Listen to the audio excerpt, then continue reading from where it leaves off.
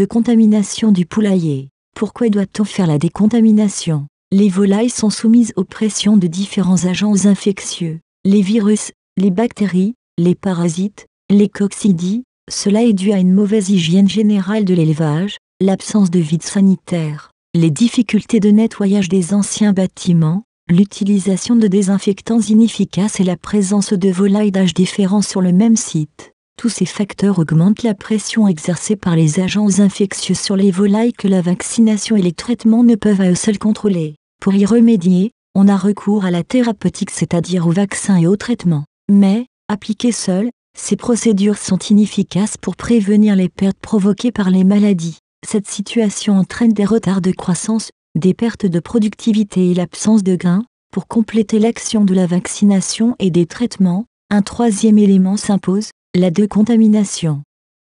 L'opération de décontamination se divise en 4 parties, le nettoyage, le lavage, la désinfection, et le vide sanitaire. Ces différentes opérations sont très importantes voire capitales.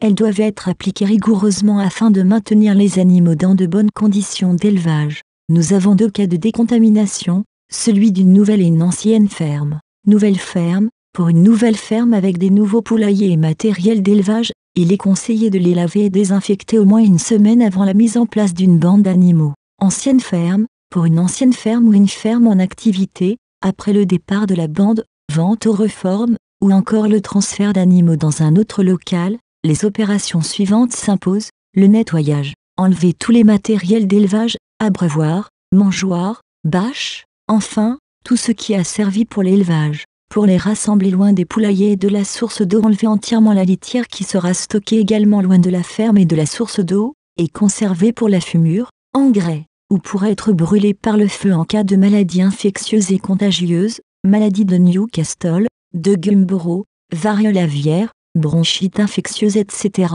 Enlever ensuite la poussière et les toiles d'araignée du grillage, du plafond, du muret et des portes, balayer proprement le bâtiment et les environs pour enlever les litières autour du bâtiment. Notons bien, l'opération de nettoyage doit se faire impérativement après le départ des animaux pour ne pas permettre aux germes pathogènes de se cacher dans les endroits difficiles à atteindre avec la désinfection. Ensuite, le lavage. À l'aide d'une brosse dure ou d'un balai approprié, laver rigoureusement, avec de l'eau savonneuse, en poudre ou en liquide, javeliser si possible, tout le poulailler, sol, grillage, plafond, muret, portes et les annexes du bâtiment tels que magasins de stockage etc., ainsi que les matériels d'élevage, mangeoires, abreuvoirs et leurs supports etc. Après le lavage, on badigeonne le sol humide de soude caustique le sol du bâtiment. Cependant faites bien attention car ce produit est très dangereux pour la santé après le lavage. Prochaine étape, la désinfection. Dans un premier temps, on asperge abondamment le plafond,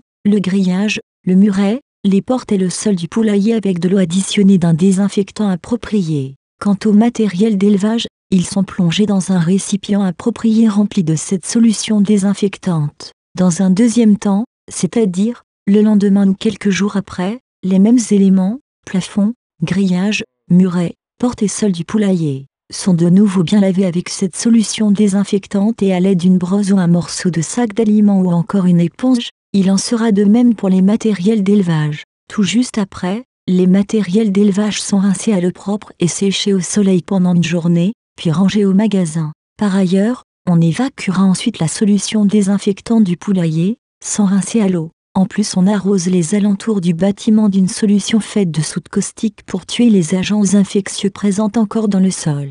Immédiatement, on recouvre totalement le bâtiment des bâches et commence le vide sanitaire. On observera un vide sanitaire, repos absolu du poulailler et des matériels d'élevage, d'au moins 2 semaines, 10 à 15 jours, en élevage de poulets de chair, et 1 mois à 1 mois et demi, 28 à 45 jours, en élevage des pondeuses avant le repeuplement du poulailler. Notons que, plus le vide sanitaire est long, plus le résultat est meilleur. Aussi pendant le vide sanitaire, l'éleveur ou le technicien peut profiter de cette période pour effectuer les petites réparations. La fumigation, elle intervient quelques jours, soit 3 à 4 jours avant l'arrivée des poussins. La poussinière peut être faite lors de cette étape. Boucher toutes les issues pour éviter que la vapeur qui sera produite ne s'échappe. Faire un feu ardent de charbon de bois. Placer le fourneau au centre du bâtiment. Renverser 1 litre de grésil ou de formol, si la bande précédente a connu une maladie virale. dans un récipient puis le déposer sur le feu. L'opérateur doit sortir aussitôt du bâtiment. Il est judicieux de faire la fumigation la nuit.